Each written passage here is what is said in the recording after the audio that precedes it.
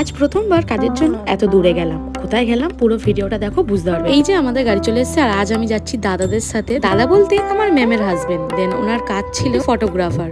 দেন ওনারই একটা মেকআপের কোনো কাজ ছিল, তো সেই কারণে আমাকে নিয়ে গেছিল। তো আমরা যাচ্ছিলাম সেই উলবেড়িয়ার অনেক ভেতরে, কিন্তু দামোদর নদী ছিল। দেন দামোদরের লঞ্চ পার করে একটুখানি ব্রেকফাস্ট করলাম। আর এই যে ফাইনালি আমরা রিসর্টে চলে এসেছি। তো তোমাদেরকে আগেতে দেখিয়েছি, অনেকটা সুন্দর। তো এখানে আসার পরে সবাই সবার কাজে লেগে পড়েছে। আমারও মেকআপ ডান হয়ে গেছে। দেন তারপরে একটু ব্রেক নিয়ে কফি খাওয়ার পর কিছুক্ষণ পরেই আমাদের লাঞ্চ টাইম হয়ে গেছিল। ওরা কিন্তু আমাদের জন্য বিরিয়ানি দিয়েছিল লাঞ্চে। দেন ভালো ছিল বিরিয়ানিটা খেতে। দেন গাইস লাঞ্চ কমপ্লিট করলাম তাড়াতাড়ি করে, আবার কাজে ফিরে গেলাম সবাই মিলে।